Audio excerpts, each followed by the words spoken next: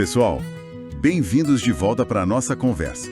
Prontos para mergulhar na palavra hoje? Oi, gente, preparados? Hoje a liturgia traz uma provocação daquelas, né? Verdade. Aquela questão, o que Deus realmente quer da gente? Perfeição? Tipo, nos rituais? Ou um coração aberto mesmo? Exato. Podíamos até chamar o papo de hoje, sei lá, mesa para todos, quando a misericórdia supera o sacrifício. Que tal? Ótimo nome. Então, vamos lá. O centro de tudo está no Evangelho de Mateus, capítulo 9, versículos 9 a 13. Isso, e a cena é forte, né? Jesus está passando, vê Mateus ali sentado na coletoria. E Mateus não era qualquer um. Cobrador de impostos, era visto assim como um traidor, um pecador público mesmo. Totalmente, colaborador dos romanos, né? E a abordagem de Jesus, nossa, é surpreendente. Super direta, sem rodeios, sem pedir currículo, nada. Só, segue-me. E Mateus, incrível, levanta e vai. Na hora, uma resposta assim, imediata para um chamado que ninguém esperava. Isso já diz muito, né? Mostra como Deus age. Ele busca quem a gente menos imagina. Pois é, e a coisa não para aí. Logo depois, a cena muda para a casa do próprio Mateus. Jesus está lá, comendo. Comendo com quem? Com outros cobradores de impostos, pessoal considerado impuro, né? Gente que ficava à margem. E claro que isso ia gerar reação. Os fariseus, que eram super rigorosos com a lei, viram aquilo e, nossa... Ficaram indignados.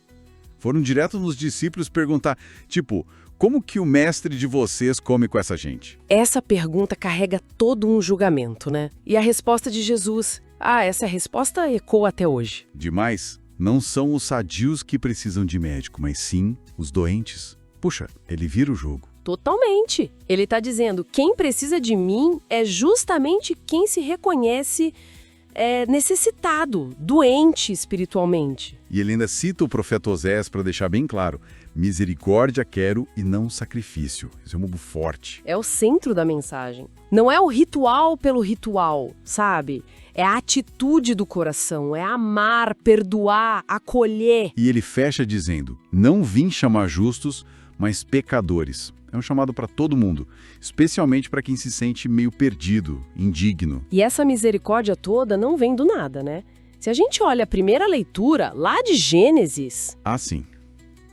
A história de Abraão. Isso, mostra a fidelidade de Deus. Mesmo com as falhas humanas, a promessa continua. Deus é persistente no amor. E o Salmo 105 também entra nessa linha, né? Um convite à gratidão por essa misericórdia que não acaba. Exatamente. Jesus chamando Mateus é a personificação dessa fidelidade, dessa busca ativa pelos doentes. Ele é essa misericórdia em pessoa. Faz todo sentido.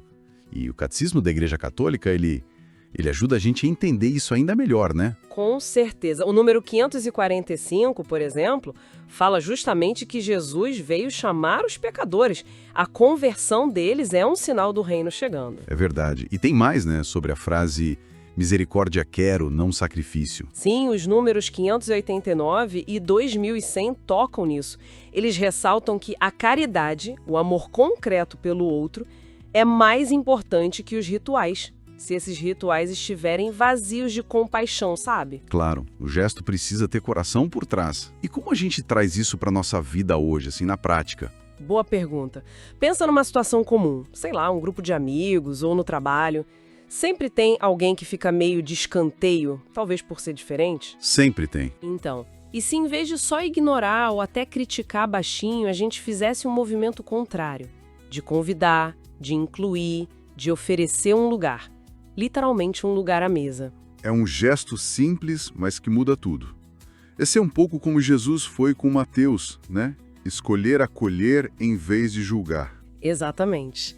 E falando em exemplos concretos, hoje a gente celebra uma santa que viveu isso intensamente. Santa Isabel de Portugal. A Rainha Santa. Que exemplo incrível. Sim. Uma rainha com toda a pompa poderia ter ficado só nos sacrifícios da realeza, nos protocolos, mas ela entendeu o evangelho. E o que ela fez? Usou a posição dela, o poder, os bens, para quê? para servir os pobres, cuidar dos doentes, promover a paz, mediar conflitos. Ela viveu a misericórdia na prática. Mostrou que o que importa não é o status, mas o coração voltado para Deus e para o próximo.